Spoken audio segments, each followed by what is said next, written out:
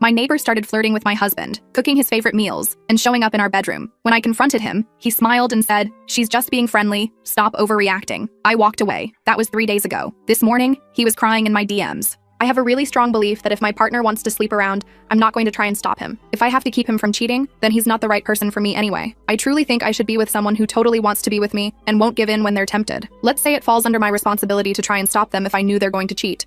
But what about if I didn't know? I'm married. We have been together for 4 years and married for 6 months. We just moved to a new apartment and little by little we have been renovating it. We're both crafty and we want to create our dream home. We became friends with our neighbors. Also a couple. The woman is very beautiful and bubbly and I got along very well with her. She said she envied us renovating since her husband doesn't really like these things and refuses to give her money to start her own projects. She's a stay-at-home mom. I don't know about her situation with her husband, but the closer we got to them, the more I sensed that he's very careful with money. I get what she means, although I don't think he is financially abusive. Both my husband and I work. My husband works a lot from home. I have noticed that my neighbor is getting more and more friendly with my husband, instead of how it started as a friendship with me. She is very flirty and she seems to have more and more in common with my husband, especially the things I don't really like hiking, but even the smallest things like food or sweets. She has so much in common with him, as she has put it many times. Since she's a stay-at-home mom, she started making my husband his favorite food, and my husband has said on many occasions how nice it is that she cooks. Twice I came home and she's in there with my husband, helping him with the renovations or has just brought him lunch. My husband doesn't seem bothered at all, so it makes me think nothing is happening between them yet. I was telling this to my mom and she got so angry at my indifference. She said that I should ban my neighbor from being around my husband and tell him not to talk to her again. I told her that I wanted a husband who doesn't want to cheat. There are 4 billion women out there and I can't stop him from seeing all of them. He's the only one who can decide if his marriage is worth it. My mom called me deranged and she is very upset with me. I don't know what to do. I have made my opinion clear to my husband that I didn't appreciate our neighbor hanging around with him, and I even started to cook more at home. Other than that, I don't plan on having a contest with women to win my husband. I always believe if they can take him, they can keep him. My heart is full of love for him, and I can't even imagine myself cheating on him even if I was in a room full of handsome men. I just want the same in return. He hasn't done anything yet, but he has texted with her a few times. Nothing flirty, but they have texted. I hate it, but I don't know. My mom said I'm enabling this just to see if he cheats and then discard him,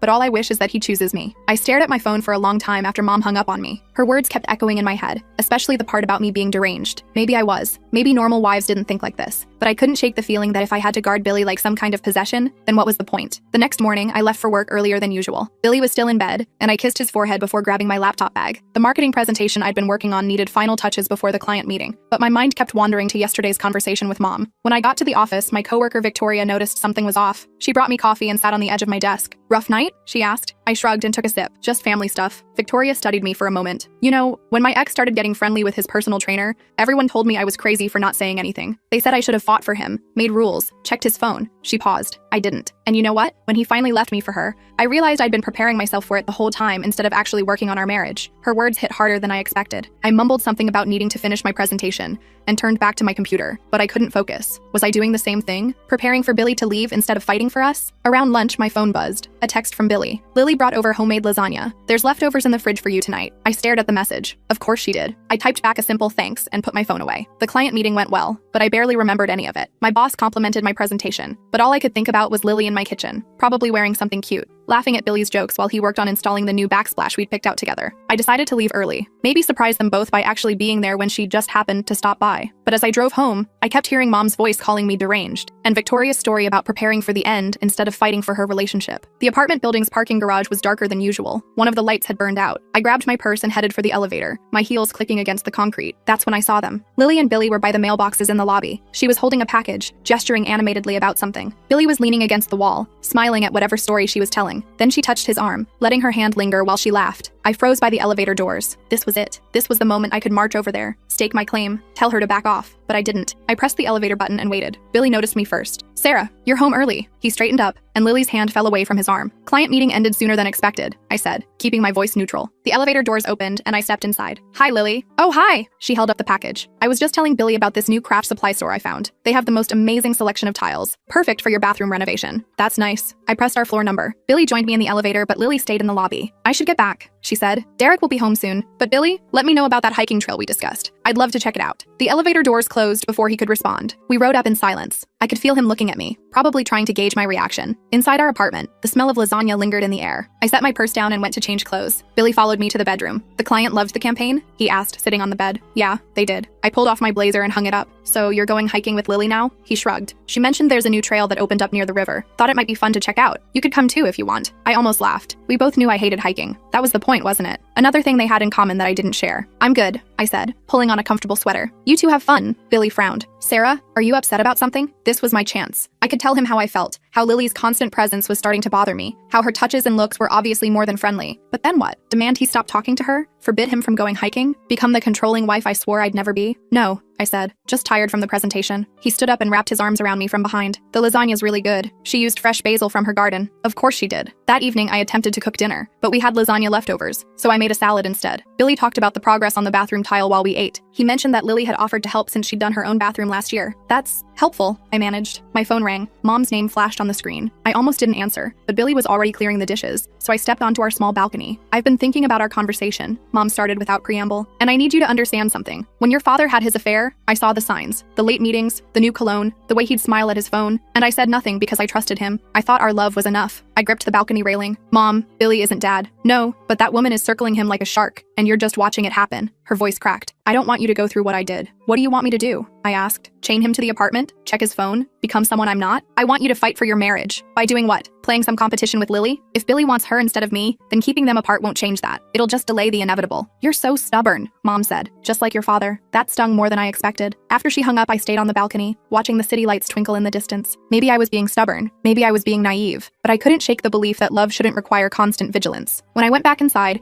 Billy was sketching renovation plans at the dining table. He looked up and smiled. Want to help me figure out the kitchen layout? I sat beside him, and we spent the next hour debating cabinet placement and countertop materials. It felt normal, like us. No mention of Lily or hiking or lasagna, just us, planning our future. The next few days passed in a blur of work and renovation decisions. I threw myself into a new campaign at the office, staying late to avoid thinking about what might be happening at home. Billy texted updates about the bathroom progress, always mentioning when Lily stopped by to help or bring food. Thursday afternoon, I had a dentist appointment and decided to work from home for the rest of the day. When I got to our apartment, I heard voices inside. Billy and Lily were in the bathroom and she was laughing at something. I set my laptop on the kitchen counter and started making coffee. Their voices carried through the apartment. You're so much better at this than Derek, Lily was saying. He won't even hang a picture frame. It's not that hard once you know what you're doing, Billy replied. Sarah's actually better at the detail work than I am. She's lucky to have you, Lily said, her voice softer now. Some men wouldn't put this much effort into making their wife happy. I poured my coffee and walked toward the bathroom. They were both kneeling by the bathtub, examining the new faucet installation. Lily was closer to Billy than necessary, her shoulder pressed against his as she pointed at something. How was the dentist? Billy asked when he saw me. Fine, no cavities. I leaned against the doorframe. The bathroom's looking good. Lily stood up quickly, smoothing down her sundress. I should go. I promised to pick up groceries before Derek gets home. She squeezed past me in the doorway, her perfume lingering. See you tomorrow, Billy. For the hiking trip, remember? After she left, I sat on our bed and opened my laptop. Billy continued working in the bathroom, humming some song I didn't recognize. Maybe Lily had introduced him to new music too. My phone buzzed. A text from Patricia, my mom. I'm sorry for what I said. I just worry about you. Can we have lunch this weekend? I texted back that I'd think about it. Then I tried to focus on work, but the sound of Billy working in the bathroom kept distracting me. Every few minutes, his phone would ping with a text. He didn't check them right away, but I wondered if they were from her. That night, Billy showed me pictures from his phone of the bathroom progress. As he scrolled through, I caught a glimpse of his text messages. Lily's name appeared several times. He didn't try to hide it, just kept scrolling to find the right photos. What do you think about subway tile for the shower? He asked. I made appropriate responses, but my mind was elsewhere. Was this what trust looked like? Watching your husband text another woman and saying nothing? Or was Mom right? Was I just too scared to admit that my philosophy about relationships was just a way to avoid conflict? Friday morning arrived gray and drizzly. Perfect hiking weather, I thought sarcastically as I watched Billy pack his backpack. He'd bought new hiking boots last week, breaking them in around the apartment. Sure you don't want to come? He asked again. I have that presentation to finish, I lied. Besides, you know hiking's not my thing. He kissed me goodbye, and I watched from the window as he met Lily by her car. She was wearing athletic leggings and a fitted jacket, her hair in a perfect ponytail. They drove off together, and I stood there for a long time, staring at the empty parking space. I tried to work, but couldn't concentrate. Instead,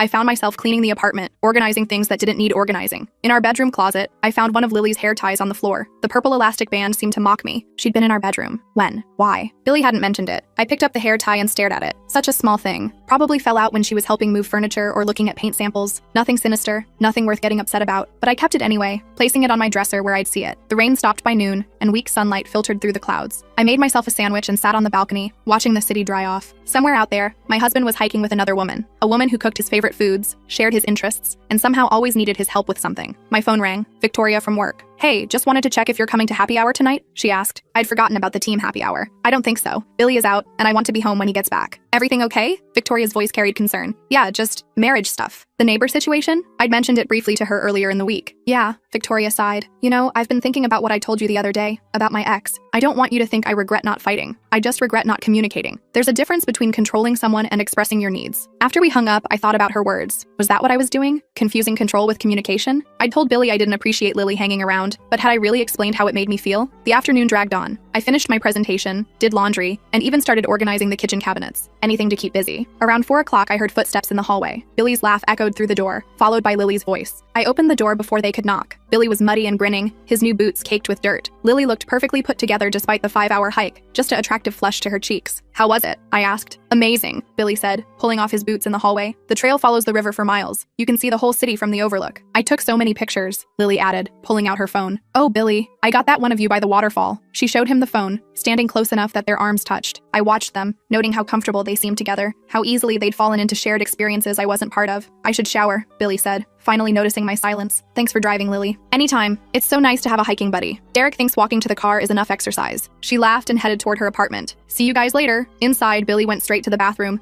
leaving muddy footprints on our newly cleaned floors. I got the mop and cleaned them up, each swipe feeling like some kind of metaphor I didn't want to examine too closely. While he showered, I sat on our bed, staring at Lily's hair tie on my dresser. Was this the moment? Should I confront him about it? Demand to know when she'd been in our bedroom? But then I heard him singing in the shower, the same unknown song from yesterday, and I realized I was tired. Tired of watching, tired of wondering, tired of pretending I was okay with all of this. When he came out, towel around his waist, I was still sitting there. You okay? He asked, noticing my expression. I picked up the hair tie. I found this in our closet. He glanced at it. Oh yeah, Lily helped me move the dresser last week when you were at work. We were trying to see if it would fit better on the other wall. So simple, so innocent. So why did it feel like a betrayal? You didn't mention she was in our bedroom, I said quietly. Billy paused in pulling on his shirt. I didn't think it was a big deal. We were just moving furniture. Right. I stood up and walked past him. I'm going to start dinner. He caught my arm gently. Sarah, talk to me. What's really bothering you? I looked at him. This man I'd loved for 4 years, married 6 months ago. He genuinely looked confused, like he couldn't understand why I might be upset about another woman in our bedroom, another woman who touched him freely, another woman who shared his interests and cooked his favorite foods. Nothing, I said. I'm just tired. But as I walked to the kitchen, I wondered if Mom was right. Maybe I was deranged. Maybe my principles about trust and freedom were just pretty words I used to avoid the messy reality of actually fighting for my marriage. I started pulling ingredients out for dinner, determined to cook something impressive. But as I chopped vegetables, I kept thinking about Lily's perfect lasagna, her fresh basil, her easy laughter. Was this what I'd become? A woman competing with her neighbor for her own husband's attention? The knife slipped, nicking my finger. I cursed and ran it under cold water. Billy appeared instantly. Let me see, he said, taking my hand gently. He examined the cut, then got the first aid kit. As he bandaged my finger, I watched his face, focused and concerned. I love you, I said suddenly. He looked up, surprised. I love you too. But as he went back to whatever he'd been doing, I wondered if love was enough, or if Mom and Victoria were right, and I needed to do something more than just trust and hope. The weekend arrived with unusual warmth for the season. Billy suggested we work on the kitchen renovations, and I agreed eagerly. Maybe this was what we needed. Time together on our project, our dream home. But Saturday morning, Lily knocked on our door with fresh muffins and an offer to help. I love interior design, she gushed, settling at our table with her coffee. And you guys have such vision for this place. So instead of a couple's project, it became a group effort. I found myself relegated to picking paint samples while Billy and Lily discussed cabinet hardware with the enthusiasm of HGTV hosts. Derek never lets me change anything, Lily said, running her hand along our counter. He says it's a waste of money. You're so lucky, Sarah. I wanted to ask if she felt lucky when her husband controlled their finances, but I bit my tongue. That wasn't my business. Just like her growing friendship with my husband apparently wasn't my business either. Sunday brought Patricia's lunch invitation back to mind. I texted her that I'd meet her at our usual place, a small cafe downtown. Billy was planning to work on the bathroom grout. And yes, Lily had already offered to help since she had experience with it. Mom was waiting when I arrived, her expression carefully neutral. We ordered our usual salads and sat in uncomfortable silence for a moment. I'm sorry, she said finally, for calling you deranged. That was cruel. It's okay, I said, though it wasn't really. But I'm not sorry for worrying about you. She leaned forward. Sarah, sweetheart, I see you making the same mistakes I did. Trusting blindly, ignoring red flags, thinking love conquers all. Billy isn't cheating on me, I said firmly. Not yet. She stirred her iced tea, but he's enjoying the attention, and that woman knows exactly what she's doing. I thought about Lily's touches, her convenient shared interests, her constant presence. Even if that's true, what am I supposed to do? Tell him he can't have female friends? You set boundaries, Mom said. You tell him that having her in your bedroom makes you uncomfortable. You explain that her flirting isn't appropriate. You fight for your marriage instead of just hoping for the best. And if he chooses her anyway? Mom reached across the table and took my hand. Then at least you'll know you tried. Right now, you're just making it easy for them. We talked for another hour, about Dad, about her regrets, about the difference between trust and naivety. By the time I left, my head was spinning with conflicting thoughts. When I got home, the apartment smelled like paint and cleaning solution. I found Billy and Lily in the bathroom, both splattered with grout, laughing about something. Lily was kneeling next to him, her hand on his shoulder for balance. how's it going? I asked from the doorway. They both looked up, and Lily's hand stayed on Billy's shoulder for a hit too long before she removed it. Great, Billy said. Lily's a grout expert. We'll be done in no time. I should go, Lily said, standing up slowly. Derek's probably wondering where I am. After she left, I helped Billy clean up the tools. We worked in silence, the earlier laughter replaced by the sound of running water and clinking tiles. Your mom okay? He asked finally. Yeah, she's worried about me. About what? I turned to face him. About Lily. He stopped cleaning and looked at me. Sarah, we've talked about this. She's just a friend. Who's in love with you? The words hung between us. Billy shook his head. That's ridiculous. She's married. So are you. He set down the sponge he was holding. What do you want me to do? Ignore our neighbors? Be rude to her? I want you to see what everyone else sees, I said. I want you to care that it makes me uncomfortable. You said you trusted me, he countered. You said if I wanted to cheat, you wouldn't stop me. I do trust you, I said, feeling tears prick my eyes. But that doesn't mean I have to like watching another woman pursue my husband. Billy stepped closer, cupping my face in his hands. No one is pursuing me. Lily's just friendly. You're seeing things that aren't there. But as he kissed my forehead and went back to cleaning, I wondered which one of us was really blind. That night, I lay awake thinking about everything. My philosophy about relationships, Mom's warnings, Victoria's regrets, Lily's hair tie still sitting on my dresser. Was I being strong or stupid? Principled or passive? Monday morning came too soon. I dragged myself to work, grateful for the distraction of deadlines and meetings. But during lunch, I got a text from Billy. Lily brought homemade soup. Saved you some for dinner. I stared at my phone. Another meal, another gesture, another step closer to whatever line we were approaching. Instead of responding, I called Victoria. Want to grab coffee after work? We met at a place near the office. I told her everything, from my beliefs about trust to Lily's escalating behavior to Billy's obliviousness. Victoria listened without judgment, then said, Can I ask you something? What would have to happen for you to actually do something? Where's your line? I thought about it. I don't know. Physical cheating, I guess. So emotional affairs are okay? That's not what I said. But that's what you're accepting. She leaned back in her chair. Look, I'm not saying you should go crazy jealous wife on him, but there's a middle ground between controlling someone and having no boundaries at all. That night, I came home to find Billy cooking dinner. Actual cooking, not reheating Lily's food. The gesture touched me more than it should have. I thought we could eat together, he said. Just us. No renovations, no neighbors, just dinner. We ate by candlelight, talking about everything except Lily. It felt like old times, before the move, before the complications. I almost forgot my worries until his phone buzzed with a text. He glanced at it but didn't respond. Lily's asking about paint colors for our kitchen. At 8 p.m., he shrugged. She's excited about the project. The moment shattered. Even during our dinner, she was there, texting my husband about our home. Tuesday through Thursday blurred together. Work was busy, which helped. But every evening brought new evidence of Lily's presence. Her contributions to our renovations, her food in our fridge, her laughter echoing through our walls. Thursday night, Derek knocked on our door. Billy was in the shower, so I answered. Is Lily here? He asked, looking tired. No, I haven't seen her today. He nodded slowly. She's been spending a lot of time over here. I thought maybe. He trailed off. Derek, is everything okay? He laughed bitterly. She says I don't appreciate her, that I'm stifling her creativity, that your husband understands her better than I do. My heart sank. I'm sorry. Are you? He looked at me directly. Because from where I'm standing, it seems like you're just letting this happen. After he left, I stood in the doorway for a long time. Was I letting this happen? Was my trust just another word for cowardice? Friday morning, I woke up with a decision. I couldn't control Billy or Lily, but I could control myself. I could stop being passive. I could set boundaries without becoming someone I wasn't. But first, I had to get through the day. Billy mentioned he was working from home, and I kissed him goodbye with more intensity than usual. I love you, I said against his lips. Love you too, he murmured, already distracted by his laptop. At work, I threw myself into projects, staying focused despite the churning in my stomach. I knew what was coming. Lily would show up at our apartment. She always did when I was gone and Billy was home. But this time, I had a plan. I told my boss I was taking a half day,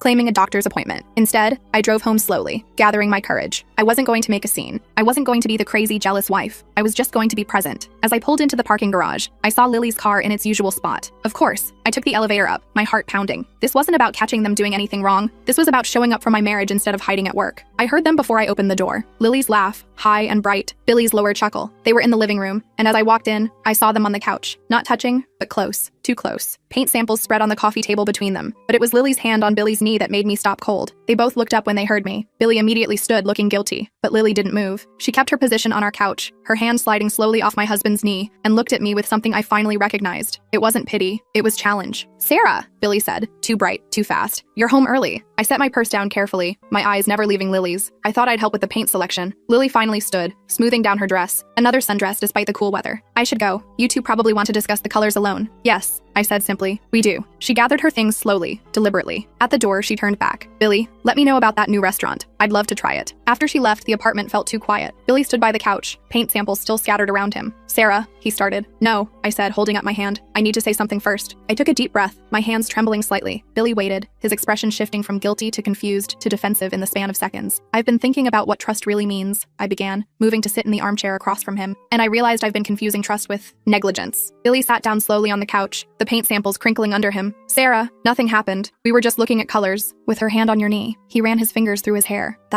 She was just being friendly. The word hung between us like a challenge. Friendly. That's what he'd been calling all of this. The cooking, the texting, the touching, just friendly. Do you remember when we first started dating? I asked. You told me about your ex, how she was jealous all the time, how she'd check your phone and interrogate you about female coworkers. Billy nodded slowly. Yeah, it was exhausting. And I promised I'd never be like that I trusted you completely. I leaned forward. But somewhere along the way, I think we both mistook my trust for permission. Permission for what? His voice had an edge now. I haven't done anything wrong. You let another woman cook for you multiple times a week. You text with her constantly. You go on 5-hour hikes alone with her. You let her in our bedroom. I ticked each point off on my fingers. And just now, you let her put her hand on your knee while sitting on our couch, looking at paint for our home. Billy stood up, pacing to the window. You're making it sound worse than it is.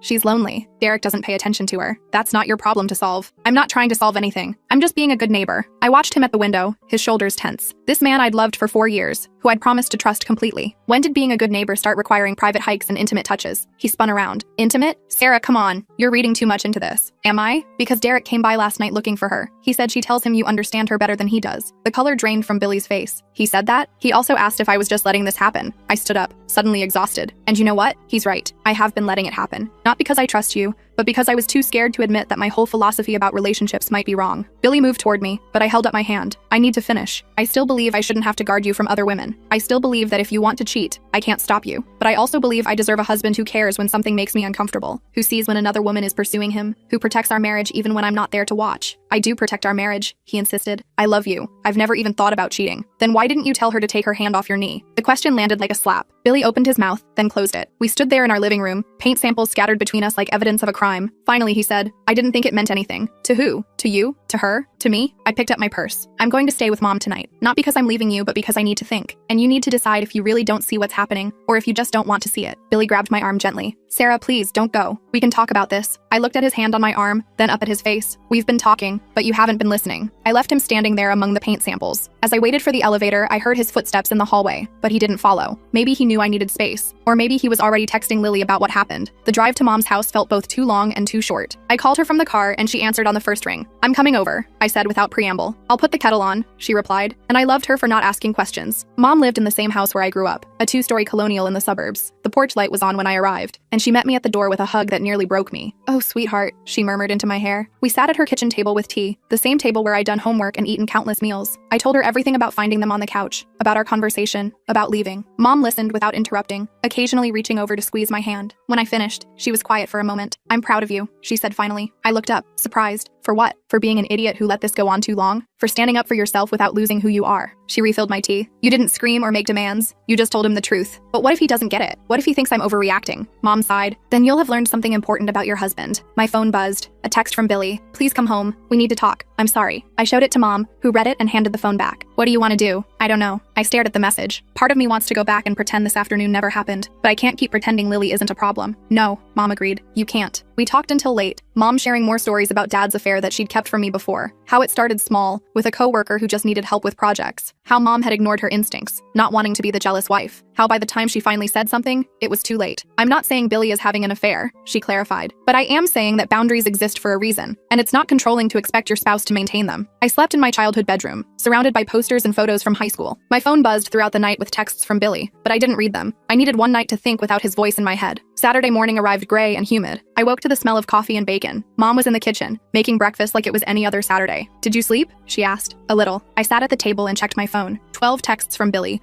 ranging from apologetic to frustrated to worried. One from Victoria checking in, and one from a number I didn't recognize. I opened the unknown number first. It was from Derek. I'm sorry about what I said last night. This isn't your fault. We need to talk about our spouses. I showed Mom the message. She raised an eyebrow. That's interesting. Should I respond? I think you should go home and talk to your husband first, she said. But maybe Derek has insights you need to hear. After breakfast, I drove home slowly, rehearsing what I wanted to say. But when I got to our apartment building, I saw Lily's car in the parking garage. My stomach dropped. Of course she was here. I took the elevator up, my hands shaking. The apartment door was unlocked, and I heard voices from the kitchen. Taking a deep breath, I walked in. Billy and Lily were at the dining table with coffee and what looked like homemade cinnamon rolls. They both looked up when I entered. Billy jumped to his feet. Sarah, I didn't know you were coming back this morning. Lily didn't move. She sat there in another sundress, this one yellow, looking perfectly comfortable in my home. Good morning, Sarah. I just brought over some rolls. I thought you guys might need comfort food after yesterday. The audacity took my breath away. She knew about our fight, which meant Billy had told her, which meant they'd been talking after I left. Lily, I said calmly, you need to leave. Now. She blinked, playing innocent. Oh, I'm sorry. I didn't mean to intrude. I was just trying to help. Now, I repeated. Billy stepped forward. Sarah, she was just being nice. No, I turned to him. She wasn't being nice. She was marking territory. And the fact that you can't see that is exactly the problem. Lily stood slowly, smoothing her dress. I think there's been a misunderstanding. Billy and I are just friends. I laughed, surprising all of us. Friends don't put their hands on each other's knees. Friends don't text constantly about things that could wait. Friends don't show up the morning after a couple's fight with baked goods and sympathy. You're being paranoid, Lily said, her sweet facade cracking slightly. Am I? Then why did your husband come looking for you here? Why does he think my husband understands you better than he does? Lily's face flushed. Derek doesn't understand me. He never has. At least Billy appreciates. Stop. I held up my hand. Whatever you think is happening here, it's not. Billy is my husband. This is our home, and you're no longer welcome in it. Sarah, Billy protested. You can't just ban our neighbor? Yes, I can. I turned to him. And if you have a problem with that, then we have bigger issues than I thought. Lily gathered her purse, her movements sharp. At the door, she turned back. You know, Sarah, maybe if you shared more of his interests, he wouldn't need to find companionship elsewhere. The words stung, hitting exactly where she'd aimed, but I didn't flinch. Maybe if you worked on your own marriage instead of circling mine, you wouldn't need to find validation from unavailable men. She left, slamming the door behind her. Billy and I stood in our kitchen, the cinnamon rolls cooling between us. That was cruel, he said finally. Which part? Me setting boundaries or her implying I'm not enough for you? Billy sank into a chair. I can't believe you just did that. She's our neighbor. We have to live next to them. We have to live with each other first. I sat across from him. Billy, I need you to be honest with me. Do you have feelings for her? No. The denial came quick and forceful. God, no, I love you. Then why didn't you see what everyone else saw? He was quiet for a long moment. Maybe I liked the attention. Not in a romantic way, he added quickly. But it felt good to have someone think I was interesting. Someone who wanted to hear about my day and shared my hobbies. I want to hear about your day, but you don't want to go hiking. You don't care about the same music or movies. And that's fine, he said. I'm not saying you should. But when Lily showed interest in those things, it felt nice. The honesty hurt, but I appreciated it. So you knew she was flirting. Billy rubbed his face. I thought it was harmless. I thought as long as I didn't cross any lines, it was okay. You let her in our bedroom. To move furniture. You went on a 5-hour hike alone with her. It was just hiking. She put her hand on your knee. He fell silent at that. We sat there, the weight of months of small betrayals between us. I need to know something, I said. If I hadn't come home yesterday, what would have happened? Billy looked up sharply. Nothing. Nothing would have happened. But would you have moved her hand? Or would you have let it stay there, telling yourself it didn't mean anything? He didn't answer, which was answer enough. My phone buzzed. Another text from Derek. Can we talk? I have information you need to know. I showed Billy the message. His face went pale. What kind of information? I don't know, but I think I should find out. Billy reached for my hand. Sarah, I'm sorry. I'm so sorry. I never meant for any of this to happen. I didn't think. That's the problem, I said gently. You didn't think about how it would make me feel. You didn't think about what Lily really wanted. You didn't think about our marriage. I want to fix this, he said desperately. Tell me how to fix this. I squeezed his hand, then let go. First, you need to understand why it needs fixing. I texted Derek back, agreeing to meet him at a coffee shop downtown. Billy wanted to come, but I told him no. This was something I needed to do alone. The coffee shop was mostly empty on a Saturday afternoon. Derek was already there, looking haggard. He stood when he saw me, attempting a smile. Thanks for coming, he said as we sat down. You said you had information? Derek pulled out his phone. Lily doesn't know I have these. He showed me a series of text messages. My stomach turned as I read them. They were between Lily and someone named Rachel. In them, Lily detailed her growing obsession with Billy, how she'd researched his interests online, how she'd timed her visits for when I was at work, how she'd practiced recipes she knew he loved, how she was sure he was starting to fall for her. She called it a project, Derek said bitterly, like seducing your husband was some kind of home improvement task. I scrolled through more messages, my hands shaking. In one, Lily described the hiking trip, how she'd worn her most flattering athletic wear, how she'd made sure to touch him whenever possible, how he'd seemed receptive. I'm filing for divorce, Derek continued. This isn't the first time. Last year it was her personal trainer. Before that, a dad from our daughter's preschool. But this time, he gestured at the phone. This time she documented it all. Derek, I'm so sorry. He laughed humorlessly. Are you? Because from what I can see, your husband was enjoying every minute of attention from my wife. The accusation stung because it held truth. He was, but he didn't understand what was really happening. Didn't understand, or didn't want to understand. It was the same question I'd been asking myself. I handed back his phone. What are you going to do? Like I said, divorce. I'm done being married to someone who needs constant validation from other men. He paused. What about you? I don't know, I admitted. Billy isn't like Lily. He didn't pursue her. He just didn't stop her. Is that better or worse? I thought about it. Different, but still painful. Derek nodded. For what it's worth, I don't think he would have actually cheated. Lily complained about that in some messages, said he always pulled back when things got too intimate. It should have made me feel better, but it didn't. Billy had let another woman pursue him for months, enjoying the attention while I trusted him completely. He'd pulled back from physical cheating. But what about emotional boundaries? When I got home, Billy was cleaning obsessively. The apartment smelled like lemon cleaner and anxiety. He looked up when I entered, hope and fear battling on his face. How did it go? I told him about the messages, watching his expression shift from disbelief to horror to shame. When I finished, he sank onto the couch. I'm an idiot, he said quietly. You're not an idiot. You're just careless with my feelings, with our marriage. What can I do?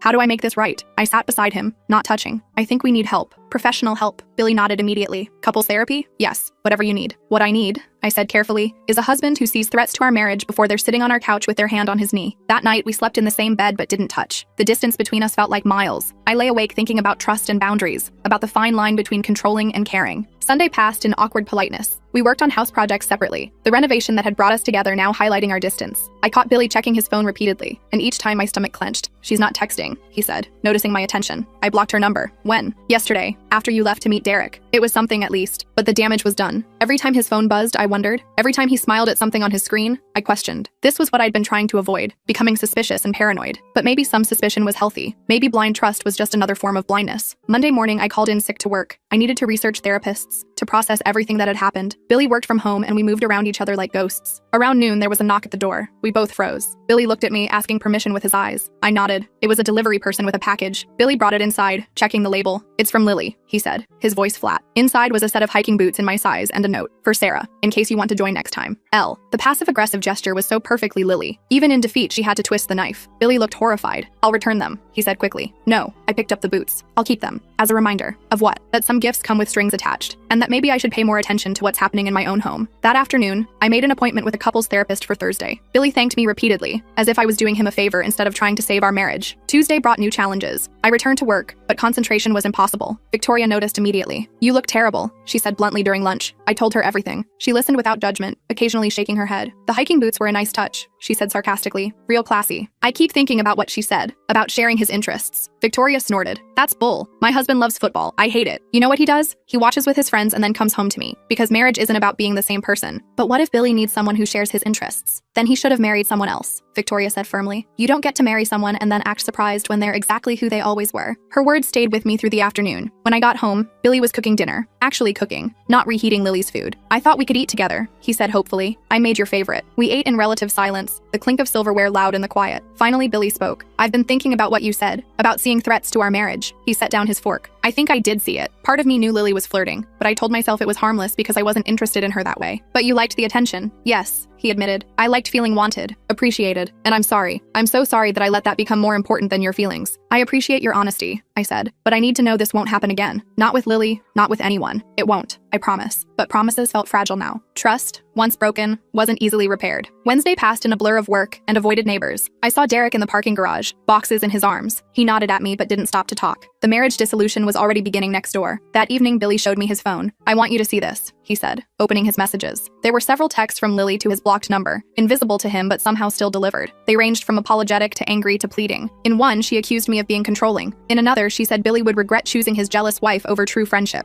How did you see these if she's blocked? I asked. I unblocked her to check, then blocked her again, he admitted. I wanted to know if she was still trying to contact me. And 17 messages since Saturday. He deleted them all as I watched. I won't check again. Thursday arrived with rain and our first therapy appointment. Dr. Martinez was a soft-spoken woman in her 50s who listened to our story without visible judgment. Let me understand, she said after we'd explained everything. Sarah, you believe trust means not having to monitor or control your partner. Billy, you believed accepting attention from another woman was harmless as long as you didn't reciprocate romantically. We both nodded. You're both right, she said, surprising us. And you're both wrong. She explained that trust didn't mean absence of boundaries, and boundaries didn't mean control. She talked about emotional affairs, about the slippery slope of intimate friendships, about the difference between trust and willful blindness. Sarah, your philosophy isn't wrong, but it's incomplete, she said. Trust doesn't mean ignoring your instincts or accepting behavior that hurts you. And Billy, she continued, enjoying attention from someone who's attracted to you is human, but indulging it when you're married is a choice that prioritizes your ego over your partner's security. We left with homework, communication exercises, boundary discussions, trust-building activities. It felt like starting over, but maybe that's what we needed. Friday morning, I woke to find Billy already up, making coffee. He handed me a mug, prepared exactly how I liked it. I've been thinking, he said, about the hiking thing. I know you hate it and I'm not asking you to come, but maybe we could find something new to do together, something neither of us has done before. It was a small gesture, but it meant something. Like what?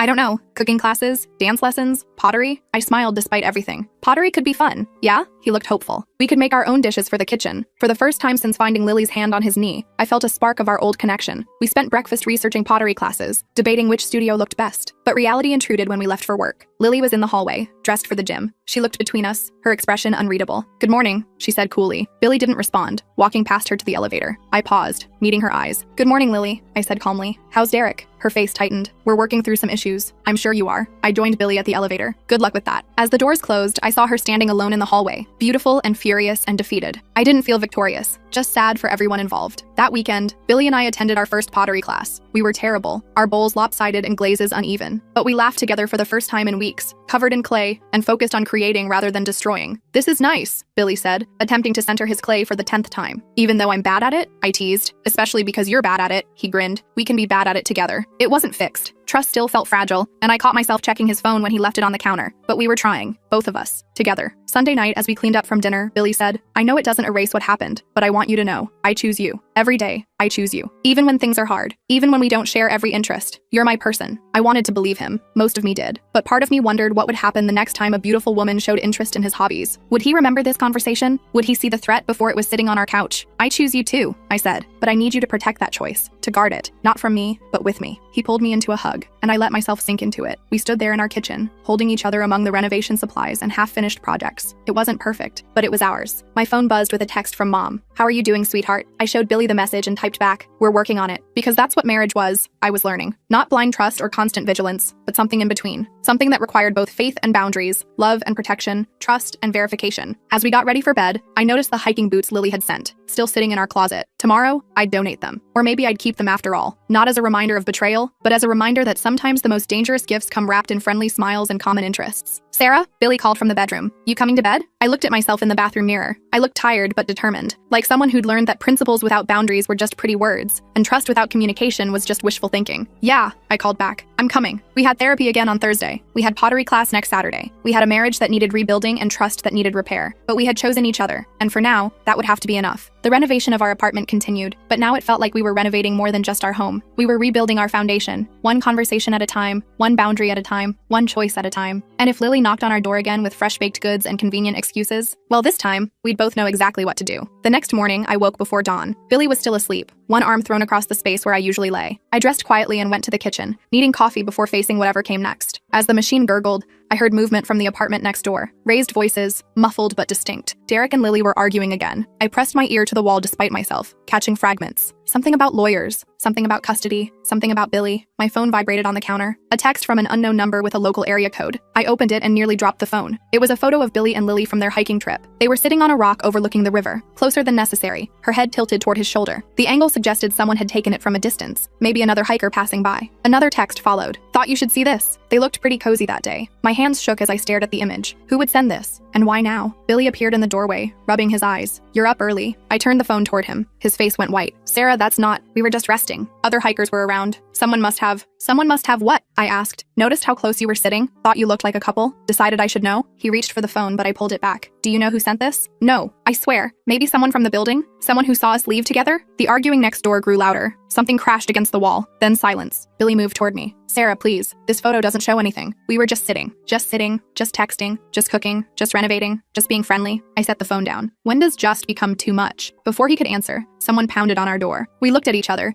then Billy went to answer it. Derek stood there, disheveled and holding a manila folder. I need to talk to both of you. Now, we let him in. He looked around our apartment, taking in the renovation supplies, the pottery we'd made last weekend sitting on the counter. His laugh was bitter. Nice place. Lily always said you two had the perfect marriage, the perfect home. He tossed the folder on our dining table. Turns out she wanted it for herself. Billy and I exchanged glances. I opened the folder and gasped. Inside were printed emails, screenshots, photos, dozens of them. She hired someone, Derek said. A private investigator, to follow you two around, document your time together, build a case. A case for what? Billy asked, though I think we both knew. For when she divorced me and came after you. Derek sank into a chair. She's done this before, 3 times. She picks a couple, befriends them, focuses on the husband, creates problems in their marriage while positioning herself as the solution. I flipped through the pages. Photos of Billy and Lily at the craft store, at the hiking trail, in our lobby. Timestamps showing how long she spent in our apartment. transcripts of text conversations I'd never seen. Why are you showing us this? I asked. Because my lawyer says I need witnesses, and because he looked at Billy. You're not the first guy she's done this to, but you're the first one who didn't sleep with her. Billy's face flushed. I would never. I know, Derek interrupted. That's why she got desperate. The hand on the knee, the constant visits. She usually doesn't have to work that hard. I found myself laughing, which seemed to surprise everyone, including me. So I was right. If they can take him, they can keep him. Except she couldn't take him. Sarah, Billy started. No, this is perfect. I held up a photo of them at the craft store. She documented her own crazy, hired someone to prove she was stalking my husband. Derek nodded. My lawyer's having a field day. Between this and the texts she sent her friend about Project Billy, I'll get full custody of our daughter. Our daughter. I'd forgotten Lily had a child. A little girl who sometimes played in the hallway, who would grow up with a mother who treated marriages like conquests. I'm sorry, I said to Derek, for all of this. He shrugged. I'm moving out today. My brother has a place across town. Lily can have the apartment until the divorce is final. He stood to leave, then paused. For what it's worth, I think you two will make it. She threw everything at your marriage and it held. After he left, Billy and I stood in our kitchen, the folder of evidence between us. Proof of Lily's obsession. Proof of Billy's obliviousness. Proof that I'd been right to trust him, even when it hurt. Say something, Billy whispered. I picked up the photo from the hiking trail. Who do you think sent this? Does it matter? Maybe. I studied the angle, the timestamp. What if Lily sent it? One last attempt to break us? Billy took the photo, then dropped it in the trash. Then she failed. We spent the morning going through the folder together. Each photo, each transcript, each piece of evidence told the story of a woman systematically trying to destroy our marriage, and of a man who, despite enjoying the attention, never crossed the final line. This one's from 2 months ago, I said, holding up a photo of Lily bringing Billy lunch. I was at that huge client presentation. I remember. She brought soup and stayed for 2 hours talking about hiking gear. 2 hours and 14 minutes, I corrected, reading the investigator's notes. She touched your arm 17 times. Billy groaned. How did I not see this? Because you didn't want to, I said gently. And because normal people don't hire investigators to stalk their neighbors. My phone rang. Mom. Hi, sweetheart. Just checking in. How was therapy? Enlightening, I said. Mom, you're not going to believe what happened this morning. I put her on speaker and told her everything. She gasped at appropriate moments, swore when I described the photos, and fell silent when I explained about Lily's pattern. So you were right, she said finally. You didn't have to guard Billy from her. He guarded himself, I guess. I looked at Billy, who was making fresh coffee, but I think I was also wrong about some things. How so? I thought trust meant never having to worry, never having to set boundaries, never having to fight for my marriage. I accepted the mug Billy offered, but maybe trust means knowing when to do all those things. Mom was quiet for a moment. That's very wise, sweetheart. I'm proud of you. After we hung up, Billy and I returned to the folder. Near the bottom, I found something that made my blood run cold. Photos of our apartment, taken from inside, our bedroom, our bathroom, our kitchen, all when we weren't home. She had keys, I breathed. How did she? The day she helped me move furniture, Billy said, his face pale. I left her alone while I went to get tools from the storage unit. She must have. I thought about all the times things seemed slightly off. A coffee mug not where I left it. The shower curtain pulled differently. That feeling of being watched. We're changing the locks today, I said. Already texted the landlord. He's sending someone this afternoon. We worked in silence for a while, sorting through the evidence of Lily's obsession. Then Billy spoke. I need to tell you something about the hiking trip. My stomach clenched. What? She tried to kiss me at the overlook when we were taking photos. He wouldn't meet my eyes. I pulled back, made a joke about taking a selfie instead, but I never told you because you knew it would hurt me, because I knew it would end everything. The friendship, the help with renovations, the easy conversations about shared interests. He finally looked at me, and I wasn't ready to give that up. The honesty stung, but I appreciated it. What else haven't you told me? She asked me once if I ever thought about what it would be like, being with someone who understood all my hobbies, who wanted to do everything I did. What did you say? I said I already knew what that was like. I dated someone exactly like me in college. We broke up after 6 months because we bored each other to death. He reached for my hand. I don't want someone exactly like me. I want you. Even if you hate hiking and think my music is noise. Your music is noise, I said, but I squeezed his hand. The locksmith arrived after lunch. While he worked, we packed up everything Lily had given us. The food containers, the craft supplies, the hiking boots. Billy wanted to throw it all away, but I had a better idea. Let's donate it, I said. Turn her manipulation into something good. We loaded everything into boxes. As we worked, we found more evidence of her presence. A hair clip under the couch, a lipstick mark on a coffee mug I never used, a grocery list in her handwriting stuck to our fridge. How did I not see this? I asked, holding up the list. She was making herself at home, because you trusted me, Billy said, and you trusted her. That's not a flaw, Sarah. That's who you are. The locksmith finished and handed us new keys, 4 sets. As he left, we saw Lily in the hallway with boxes. She looked smaller somehow, deflated. Her perfect hair was in a messy bun, her designer dress replaced with sweatpants. She saw us watching and straightened, trying to reclaim some dignity. I suppose Derek told you everything. He did, I said simply. She laughed, but it sounded forced. I bet you feel pretty superior right now. The wife who won. Nobody won, I said. We all lost something. Her face crumpled for a moment before she caught herself. I just wanted someone to see me, to really see me. Derek never. That's not our problem, Billy said firmly, and it never should have been. Lily flinched. She picked up her box and headed for the elevator. At the last moment, she turned back. For what it's worth, you two are solid.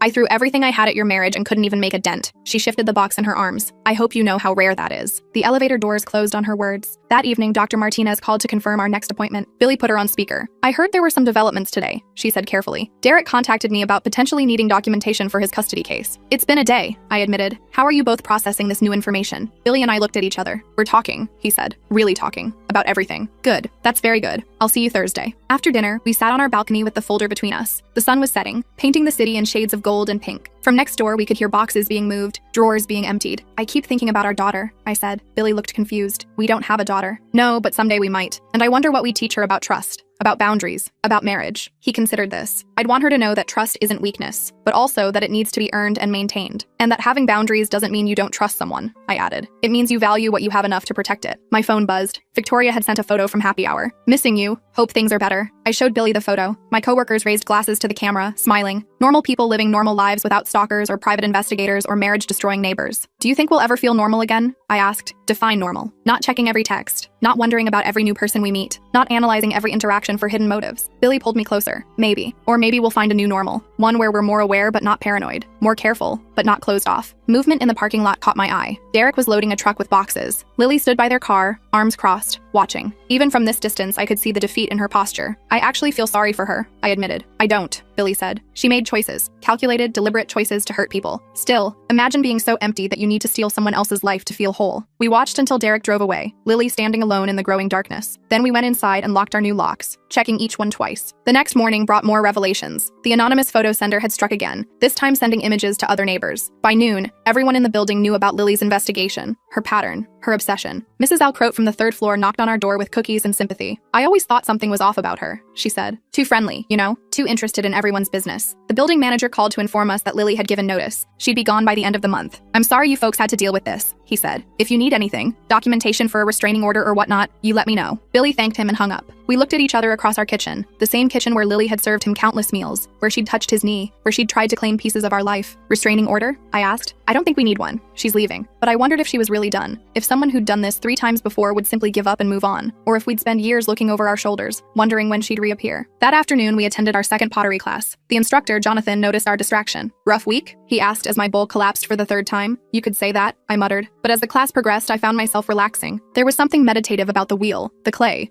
the focus required to create rather than destroy. Billy was making a vase, his hands steady and sure. That's beautiful, I told him. He smiled. It's for you, for the kitchen window, where the light comes in. After class, we were covered in clay and laughing. For a moment, I forgot about Lily, about the photos, about the broken trust we were still rebuilding. We were just us again. But reality returned when we got home. There was a note taped to our door. Billy tensed, but I recognized the handwriting. It was from Derek. She's gone. Moved in with her sister in another state. Thought you should know. Thanks for everything. D. It's over, Billy said, relief clear in his voice. But I knew better. The physical threat might be gone, but the impact remained. In the way I now noticed when women looked at Billy too long. In how he made sure to mention every interaction with female colleagues. In our hyper-awareness of boundaries we'd once taken for granted. That night, as we prepared dinner together, Billy's phone buzzed. We both froze. He looked at the screen and laughed. It's my mom. She wants to know if we're free for dinner Sunday. Tell her yes, I said. And tell her we have a story to share. As he typed, I thought about everything that had happened. My philosophy about trust hadn't been wrong exactly, but it had been incomplete. Trust wasn't just about letting go. It was about holding on to the right things. Thursday's therapy session was intense. Dr. Martinez guided us through the revelations about Lily's investigation, her pattern of behavior, the depth of her deception. How does it feel? She asked, knowing that your instincts were correct. Validating, I admitted, but also sad. I wanted to be wrong. I wanted her to just be a lonely woman who needed friends. And Billy, how do you feel about your role in this? He shifted uncomfortably. Stupid, guilty, angry at myself for not seeing it, grateful that Sarah trusted me even when I didn't deserve it. You did deserve it, I said. You never crossed the line. But I walked right up to it and did a little dance, he replied. Dr. Martinez helped us process the trauma of invasion,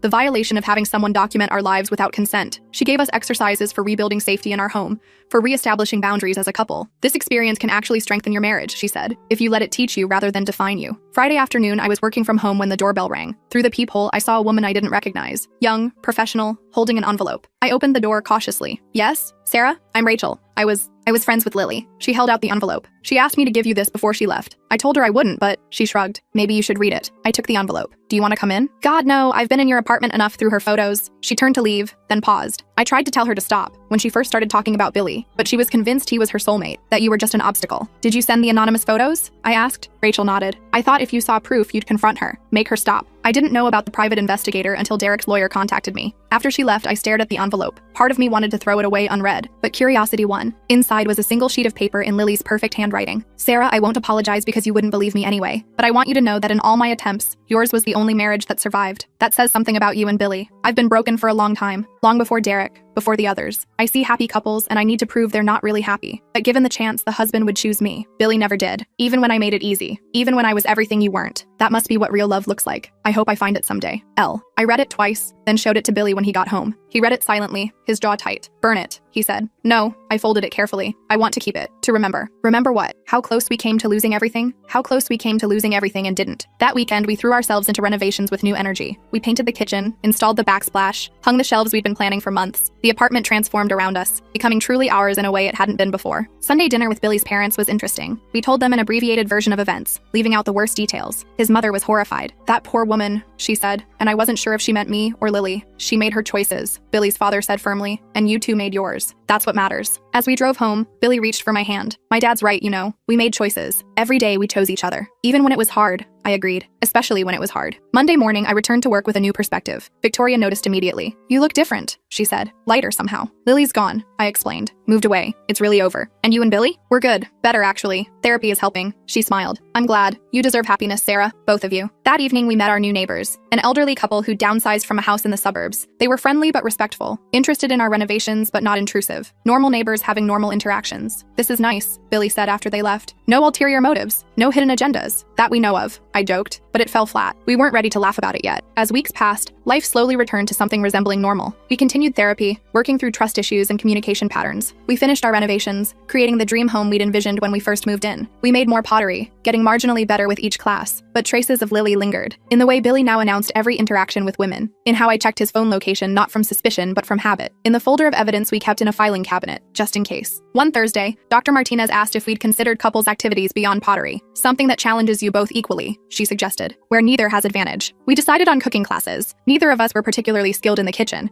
and it felt like a way to reclaim that space from memories of Lily's elaborate meals. The first class was a disaster. We burned the sauce, overcooked the pasta, and somehow managed to set off the smoke alarm. But we laughed through it all, creating new memories to overlay the old. We're terrible at this, Billy said, scraping charred garlic from a pan. Together, I corrected. We're terrible at this together.